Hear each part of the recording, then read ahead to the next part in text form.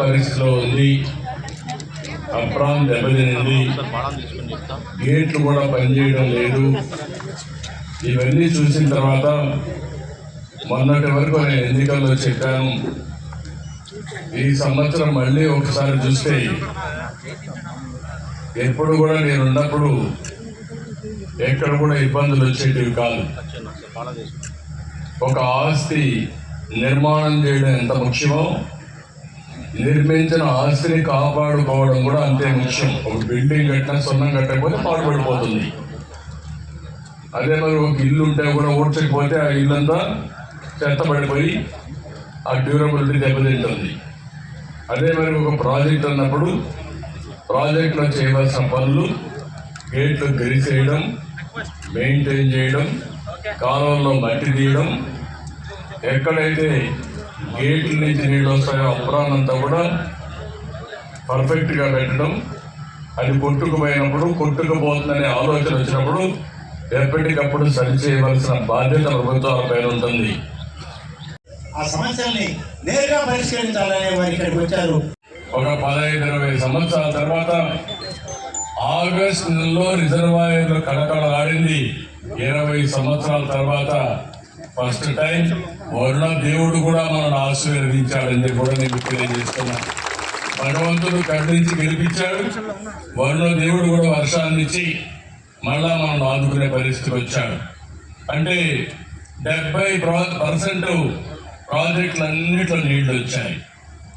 ఇంకొక పక్కన కృష్ణా బేసిన్ అయితే 558 టీఎంసీ నీళ్లు, 94% రిజర్వాయర్ల నీళ్లు ఉన్నాయి. అంటే కాస్త కోసం నీళ్లు లేకపోతే నీళ్లు వస్తున్నాయి. దానివల్ల ఫుల్గా నీళ్ళని కూడా నిండే పరిస్థితి వస్తుంది. ఇంకొక పక్కన మీరు చూడాల్సింది, గుర్తుపెట్టుకోవాల్సింది, మళ్ళీ మిమ్మల్ని అందరినీ కోరుతున్నా, నీరు అనేది ప్రాణం, నీరు అనేది సంపద. ఈ నీటిని కాపాడుకోవడం ప్రభుత్వం చేసే పనులన్నీ చేస్తాం. మీరు కూడా సహకరించాలి. మీరు కూడా సహకరించకపోతే మనం అనుకున్న ప్రగతి రాదు. బాధ్యతగా మనం ముందుకు పోవాల్సిన అవసరం కూడా ఉందని కూడా నేను మీకు తెలియజేస్తున్నా. ఈసారి మనం ఒకసారి చూసినప్పుడు ఈ ప్రాజెక్టులో మీరు చూస్తే 95 కోట్ల రూపాయలు ఖర్చు అవుతుందని చెప్పారు మరమ్మతులకి. ఆ ప్రాణం కానీ ఇవన్నీ కూడా ఇచ్చేసి కాంట్రాక్టర్కి డబ్బులు ఇవ్వకుండా కాంట్రాక్ట్ కూడా పారిపోయే పరిస్థితికి వచ్చాడు. ఉన్నాక నేను చూశాను, గేటు కొట్టుకోబోయింది.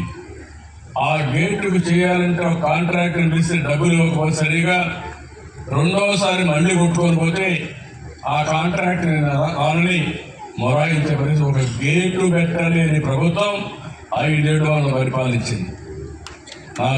నేను ఒకటి చెప్తున్నా, ఇప్పుడుండే ఎన్డీఏ గవర్నమెంట్లో ఎన్ని కష్టాలున్నా, ఖాళీ ఖజానా ఉన్నా, ప్రాధాన్యత తెలిసిన ప్రభుత్వం తప్పకుండా గేట్లే కాకుండా అప్రాన్ కూడా పూర్తి చేసే బాధ్యత వర్షాకాలం కంటే ముందే పూర్తి చేసే బాధ్యత తీసుకుంటాం.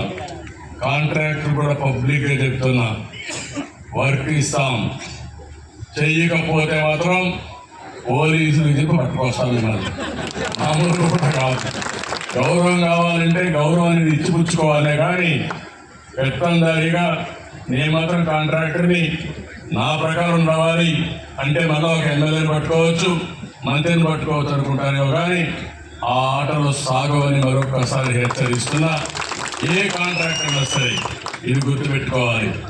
రెండోది ఇంజనీర్. మళ్ళీ చెప్తున్నా, పాత రోజులు మర్చిపోండి. గేట్లు చూసుకోండి, అప్రాన్ చూసుకోండి, సెన్సిటివ్ ఏరియాలు చూసుకోండి.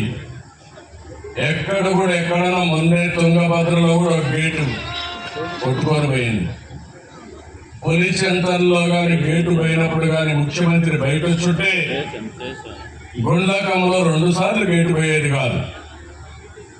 ఆ తర్వాత అన్నమయ్య ప్రాజెక్టు కొట్టుకోబోయేది కాదు. ఎంతో మంది చనిపోయేవాళ్ళు కాదు. కనీసం కొట్టుకొని పోయిన తర్వాత దాన్ని తిరిగి ఏం చేయాలో చెప్పలేని అసమర్థ ప్రభుత్వం ఆ రోజు పనిచేసింది. అసమర్థ నాయకులు పనిచేశారు. అది చాలా బాధ అని చెప్పి కూడా నేను మీకు తెలియజేస్తున్నాను. ఈ రోజు అందుకని దీని